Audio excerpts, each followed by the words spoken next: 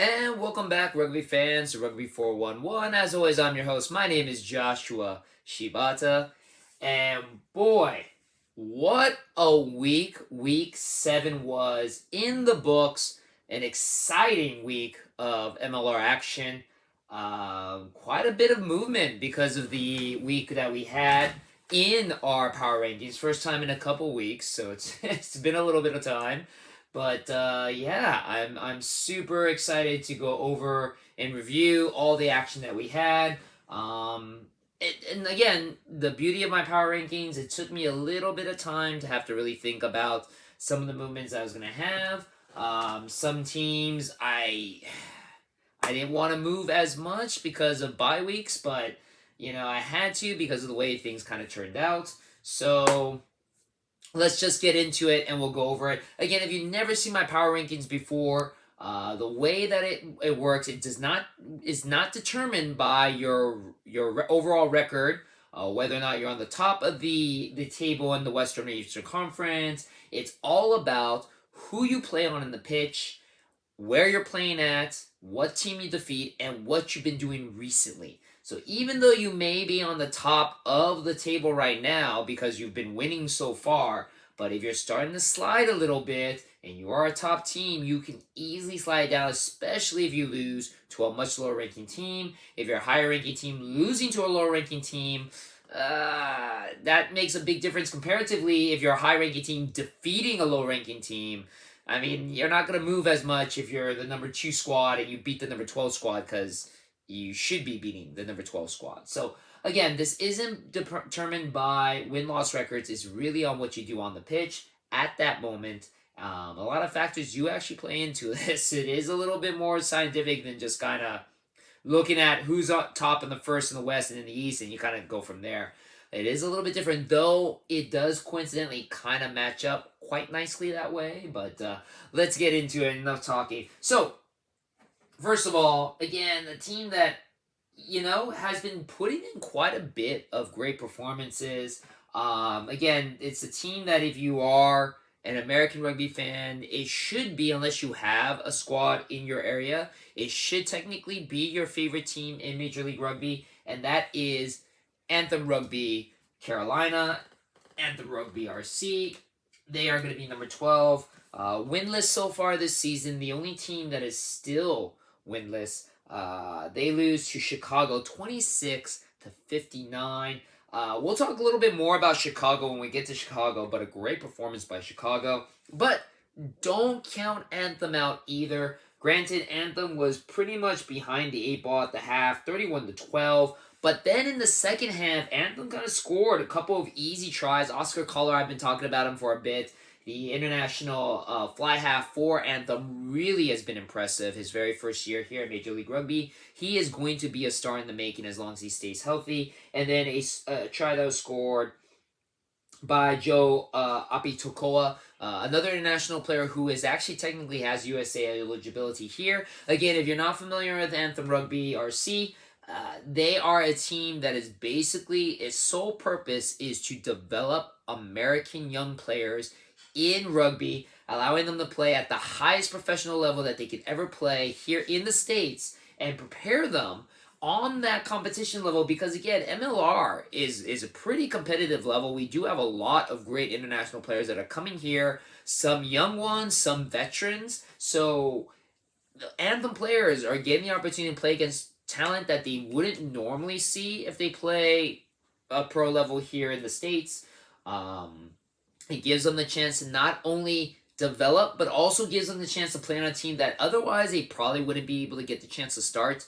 You have a lot of young players, very few international players, so you're kind of forced to start these young players and give them a chance. But at that same time, because you have a lot of young players, there's going to be a learning curve here, and I don't feel Anthem is going to win any games this season, but they are showing a lot of improvement in so far this very young season. If a team isn't very careful, I can see them walking away with a victory. Definitely, if they don't win any games this year, I highly believe next season they will win at least a couple games because the talent on that team is developing. Again, you're seeing them getting the chance to play on a very high level, and ultimately the goal is that a lot of these Anthem players will become future Eagles players, and I feel this is a great method to really develop the young domestic American players and prepare them for that international level of competition. So again, Anthem did their best. They did get a bonus point. They were able to get 4 tries in this game. So, they didn't walk away with nothing. They are doing their best, but unfortunately they stay at number 12. Another team that stays where they are, number 11, Miami Sharks, who had a bye, so obviously they don't go anywhere. Because, and this I'll mention mention in a little bit later, I really don't believe if you're on a bye that you should be able to go up or down. A bye is a bye. You didn't play. So I really am big on just not moving you. I don't feel you should be punished for going down, but I also don't feel you should be rewarded by going up because you really didn't do anything. Though, later on, that will be a case just because of the way things kind of played out around the teams around the bye team. But moving on, number 10. Taking a big slide down from the number 6 spot all the way to number 10, the Utah Warriors, who lost to the Dallas Jackals 22-20. Again, I'll talk about the Dallas Jackals when I get to them, but man, it was a great performance by the Jackals, a team that you kind of saw and you kind of knew with the way they were playing that they are on the rise. Again, a team that last year only won 2 games last year. I predicted that they'll win 4. They're already at 3 with this game, so they are way above where they're supposed to be. Easily have the chance to win at least 1 more game before the end of the season. Again, you look at Dallas, you look at how hard they've been trying. This is their 3rd year in the league. The very first year, they didn't win any games. Second year, they won 2. This year, they can easily double that. You look at Dallas, same thing can happen with Anthem RC. So I'm not worried about the development of Anthem. Let's talk about Utah, though. Utah, at the half, Dallas was up 14-10. Utah scored very quickly with a penalty kick and a beautiful try by Mika Kruse, but they were still down 14-10 at the half. On the second half, Dallas was able to get a man advantage with a yellow card on Utah, but because of Utah's great defense and quite a bit of cramping on both sides, a lot of players were cramping in this game because I guess of the humidity in Utah. Dallas was only able to get a penalty kick with that one-man advantage. So Utah's defense was really strong in this game. Michael Manton had an amazing kick pass try to himself, very similar to, if you pay attention to Rugby411's Argentinian superstar and was last year's Rugby Player of the Year, Marcus Moneta. He has the ability to do these great kick passes themselves. Michael Manson was able to do that as well. Utah was able to pull ahead 20-17. Utah had the ability to move even further ahead with the ability to go for a penalty kick. Instead, they went for the line out, and unfortunately, that decision bit them in the butt because that line out was botched. Dallas was then able to get the ball back, and they were able to score on a go-ahead mauling scoring try. An amazing performance by Dallas. Utah just coming up short, losing that lead, falling short 22-20. Utah is also riddled with quite a bit of injuries, so I feel they're going to be struggling for at least the next couple of weeks in this season. Next, at number 9, another team that had to slide down a bit, Rugby Football Club LA. And I sighed because I was at the game. Unfortunately, it was a pretty one-sided shellacking against Seattle, 36-5. Weather was really horrible for this game. I was there, so I could attest to it. It was a very odd. We've been having a lot of odd weather. I know, being LA, we're very spoiled. I'll admit, I am one of the most spoiled people when it comes to weather. I always joke, for me, anything below 60 degrees is freezing cold, and I know a lot of my international fans and East Coast fans will chuckle at that, but it's very true for me. We don't get a lot of rain in California, but lately, the last couple years, we've been getting more rain than we normally get. We used to have a drought, a literal drought that was going on for at least a decade. We have completely filled back up. We are no longer in a drought. That's how much rain we've had in the last couple years. It's been very, very scary, actually. And so we were hit by that occasional storm, unfortunately, during game. So the weather was very wet. It was very slick on the pitch. And of course, playing in Seattle, Seattle didn't seem to mind at all. Wind direction was definitely affecting Dan Hollinshead, who unfortunately was not able to make either the conversion that he had or the penalty kick that he had at the very beginning of the game. Seattle definitely took control of the first half, 17-0 up at the first half. LA tried to come back at the very beginning. Ben Strang, our backup hooker, was able to score a beautiful try at the beginning of the second half, but unfortunately, that was pretty much it. We had this odd yellow card given to Niall Saunders. From what I understand later on, it was just there was too many infractions. Unfortunately, Niall was the one that got the yellow card. Fortunately, on the good side for LA, we had much less penalties than we did in our prior games, especially that horrible game against Old Glory, where we had 4 yellow cards and a red card. We had less penalties than Seattle did. That one yellow card did kind of hurt us in the end. Also, what hurt us was, unfortunately, our lineout play was really, really horrible. We lost a lot of balls, but again, that could also have been because of the weather. The weather wasn't very good for us as well. Seattle's defense was very, very strong. And unfortunately, we just weren't able to do anything to make this game very competitive. Spoke to the boys afterwards. There was a lot of down thoughts about it. A lot of talk about that LA as a team needs to know how to step up when the pressure is going on, not to lose it. And to be honest, that's probably going to have to come with just time being as a team. There's a lot of young players on the team. A lot of young players had to start in this game as well. Matt Antisev, one of the recent draftees in last year's draft, was able to get a start because, unfortunately, there was a lot of injuries going on with LA. Yuri Van Vuren, I heard, was unfortunately out for the rest of the season. He suffered a pretty bad ankle injury. We also had suspensions. Andrew Coe was suspended after the Old Glory game, which don't want to go too much into detail, but if you look at the penalty, I feel that it was unnecessarily a yellow card was unnecessarily given. I also feel the penalty of 3-week suspension seems a little severe. Actually was reduced down from 6 to 3 because Andrew Coe doesn't have any prior infractions. But still feel that was unnecessary. Alex Mahan, who had the red card, fortunately only has a 1-week suspension, but unfortunately that was also in the Seattle game. And then kudos to one of our best players, Matt Heaton, one of the top 10 tacklers in Major League Rugby, a absolute beast of a player, a great leader on and off the pitch.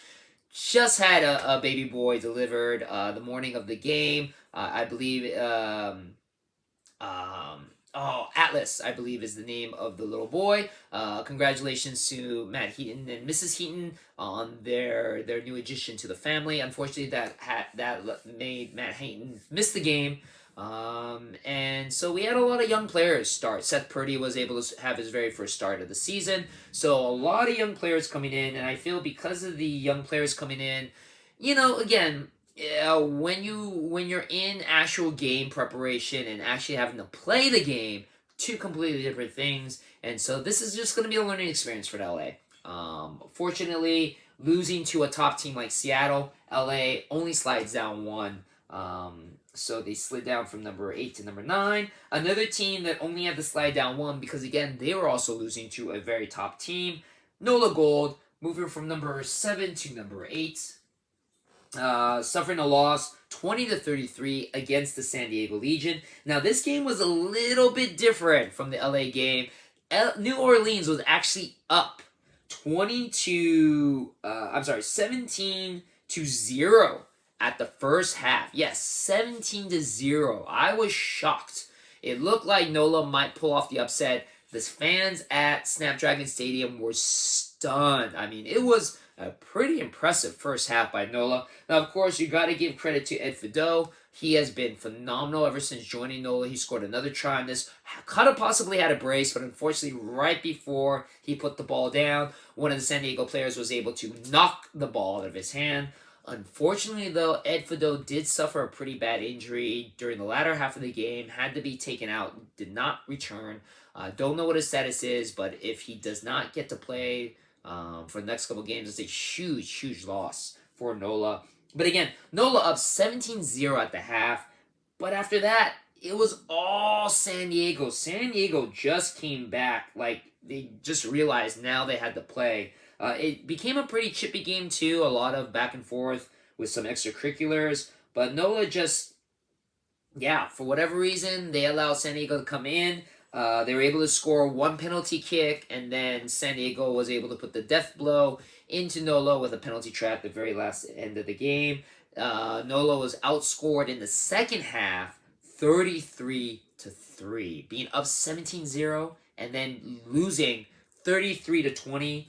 Man, it just goes to show you just how good a team the San Diego Legion are. And right now, I believe with the new Snapdragon Stadium, which was established last season, San Diego is undefeated at home since the building of Snapdragon Stadium. So a very impressive win for the San Diego Legion. Now, number 7, going up 2 spots, is Old Glory DC. Old Glory DC on a bye, but because of the losses in NOLA and LA, I didn't feel right. Granted, NOLA and LA did go against 2 very good teams, and that's the thing. They went against 2 very good teams. NOLA and LA at the time were 7 and 8 respectively. I couldn't justify keeping them in their spot. I had to at least slide them down 1, but that means what do I do with Old Glory? I had to move Old Glory up from number 9 up to 7. So it's one of the rare times where a team that's on a bye actually benefits from the fact that the teams around them, ended up losing their games. So Old Glory goes up 7, goes up 2 spots to 7 for pretty much doing nothing. Now, number 6, moving up 4 spots from number 10, the before mentioned Dallas Jackals. A great performance in Utah at Zion Stadium, beating the Utah Warriors 22-20. Again, Dallas coming off of a game that they should have won, scoring 5 tries by Diwal Kutsier, but just coming up short against Seattle. Against San Diego. It's just, again, Dallas has been proving that they are a very, very good team, and they just needed that confidence in that win. They scored right at the very start against Utah, and in the end, at the first half, they were up 14-10. Like I mentioned before, Utah had a yellow card, but unfortunately, the only thing that Dallas was able to do was get a penalty kick off that. But then, near the end, after Utah took the lead 20-17, Utah was able to Dallas was able to capitalize on the fact that Utah tried to go for a lineout instead of going for the penalty kick. Were able to overturn the lineouts, and then when they had the opportunity, they went for the lineout, got the maul, scored the winning try by Thomas Beckerman, the backup hooker, and they were able to get the win 22-20. Again, that maul by Dallas, I mean, they have been perfecting that maul and score pretty well this season. Dallas is definitely a team that I feel it could easily make the playoffs. Now, granted, they can make the playoffs because I feel Utah's been struggling quite a bit with injuries. LA is the new team, but Dallas has the opportunity to sneak into this playoffs with that number 4 spot, though Utah and LA will still make that race for that playoff spot pretty competitive. But Dallas goes up 4 spots from number 6 to number 10 after beating Utah. A big drop also, the former number 1 team, now dropping 4 spots to number 5. The Houston SaberCats, who fell to the reigning and defending MLR champions, New England Free Jacks, in a very, very good game, 47-35.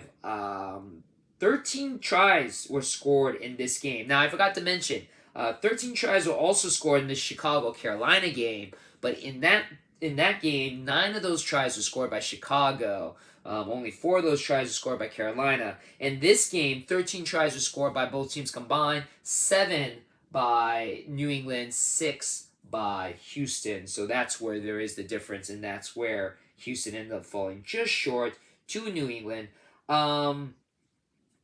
Houston was doing really, really well They were only down 18-28 at the half. They were actually up 18-28 at the half, but then New England just came on like a house of fire and just scoring try after try. In the end, it was a beautiful try by Wayne Vanderbank, who was the recipient of the yellow card earlier in the game for New England, who actually had a hat trick in this game, was able to take down Houston. The big issue with this one, I feel, is that unfortunately, for whatever reason, AJ Alachimu was not doing the kicking duties, and David Coutier was, and David Coutier was 1 for 6 off of the tees. Now, granted, Houston did lose by 12 points. Even if Dave Coutier was able to make those 5 kicks off of the tee, who's to say that would have made up the difference? But definitely probably would have made this game a little bit different if Houston was just a little bit closer. But again, Houston did a very, very good job. Went toe-to-toe with New England, but New England just, I felt, really proving why they are the reigning and defending MLR champions. I did feel like Houston was going to win this game because it was being played in SaberCat Stadium, but New England proved that they are right now looking very close to repeating as MLR champions. But the team that's coming up next, who moved up a couple of spots to number 4, the Chicago Hounds, might prove otherwise. Now, granted, the Chicago Hounds did beat Carolina. That's why they didn't move up a spot. They're still at number 4. But, man, and again, it is Carolina. But this definitely looked like the Chicago that I felt was going to be the team in the preseason. Everything was clicking. A little bit of defensive woes in the second half that allowed Carolina to kind of get in some momentum. But man, Chicago looked like the Chicago that you need to watch out for. And really, I feel the very first time that Dylan the Butcher Fawcett was the starting hooker. No disrespect to their backup hookers, but I just really feel that having Dylan Fawcett start made a big difference. He did score 2 tries off of the maul and score, and those 2 tries, actually, I'm sorry, he had a hat trick in this game. He scored 3 tries, his 45th, his 46th, and his 47th. His MLR leading all-time try scoring 47th try. He's just 3 shy of being the very first MLR player to score 50 tries in the league's history. But Dylan Fawcett was just a phenomenal beast in this game. Higgins from traded over from San Diego was able to get a brace in this game as well. And again, Chicago just looked amazing, albeit just the little defensive woes at the very end, which allowed Carolina to kind of look really like they could actually do stuff. But Chicago looks good, and I'm wondering and hoping.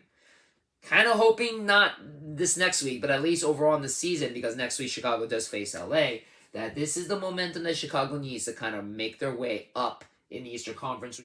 At the number 3 spot, not moving up any just because of the way that the rest of the games turned out, San Diego Legion overcoming a deficit of 17-0 to defeat NOLA Gold 33-20. As I mentioned before, pretty much the first half of that game was all NOLA Gold for whatever reason. San Diego just starting off very flat, and then in the second half, it was all San Diego. NOLA just kind of lost momentum, and there was a beautiful try by former LA Guillotines member Cyril Kama, and then a penalty try at the very end of the game pretty much put the game away. It was all San Diego. So San Diego stays at number 3. Number 2, the before-mentioned Seattle Seawolves putting on a clinic against Rugby Football Club LA, 36-5.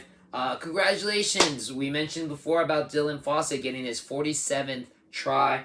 Rickard Hatting, not to be outdone, was able to get 2 tries, 40th and 41st. So he's still second in the league. Overall, most tries by anybody in the league. He is the second guy right behind Dylan Fawcett to make 40 tries. No other players have gone 40 tries in their career besides Dylan Fawcett and Rickard Hatting.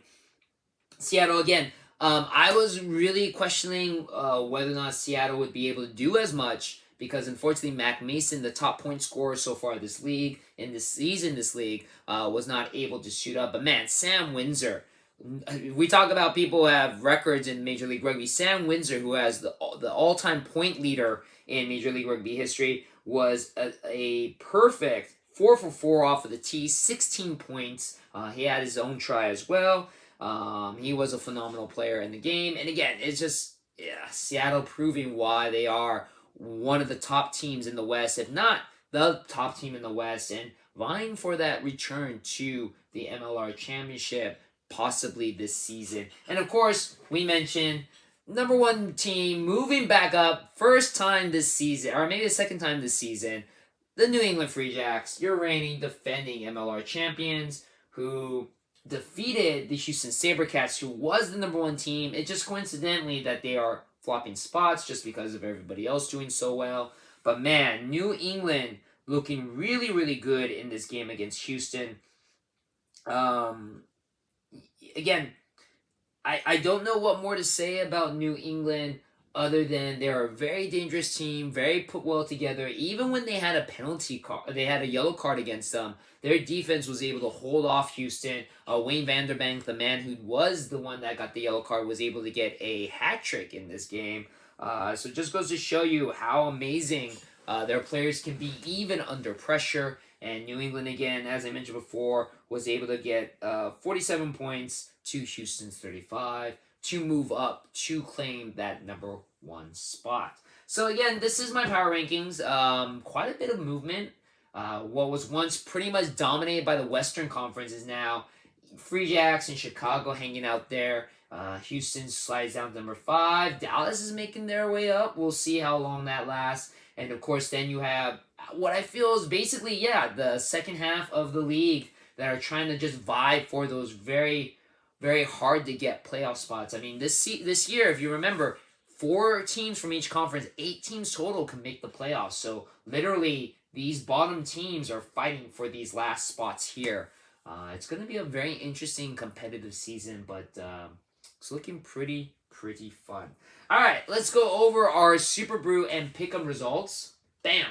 So once again, Sarai, don't know if I'm pronouncing the name right, getting the yellow cap. But again, I don't know exactly how the breakdown was because Sarai had 8 points, but so did MSDRFC 83, James A6117, and Marksman. All tied with 8 points, but Sarai was the one that got the golden cap.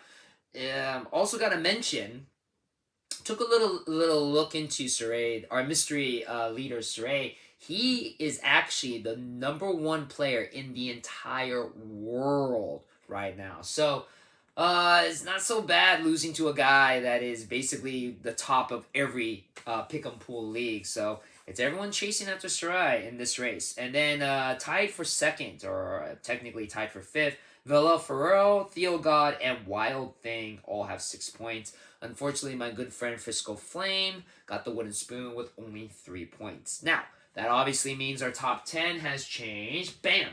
Or our top 5. And Sarai is still there, 48.08. But closing in is Tex, 44.91. Right behind him is James A, 6117, 44.83. JZS, 44.33. And then our reigning defending champion, MSDRFC 83, 42.83. So that second place, they're all away from each other by less than a point, less than half a point, and then 42.83 from 44, so 2 points. So it's a very close race. It's still anybody's game in this one. Our top 5 looks like this. Our bottom 5, sorry, looks like this. Red Baron, 31.75. Dogma, that's me. I went up 1 spot, 30.08. Sunshine's 29. Lady Julia, 28.5. And Leon, unfortunately, still at 24. So again, I always appreciate everybody that's been in our SuperBru Pick'em pool. It is really fun. It's very, very competitive. Just a couple weeks left if anyone still wants to join in. I said that by week 10 we'll close it. No one else can join in. I don't know if you join in now, if you have the possibility of winning the top prize, which is if you're the number 1 player, you get a t-shirt of your MLR team of your choice, courtesy of myself. Right now, it's looking very much like Sarai. And I also, again, did a little research. He is a New England Free Jacks fan, so I kind of know what team he's going for. Maybe the team that he wants a shirt from. Maybe he wants a Carolina shirt. We'll see. But, yeah, again, it's been a fun season so far. Again, guys, we do have a game I'm sorry, we don't have games on Friday this time. I believe it's only games on Saturday, Sunday, so guys don't have to worry too much about getting those pick'ems in. But don't forget to watch my next video, and we'll talk more about that. But as always, let me know what you feel about the picks. Let me know if you feel about the rankings. Let me know if you feel it's justified where your team is. And again, thank you very much for watching my video, and I'll see you on the pitch.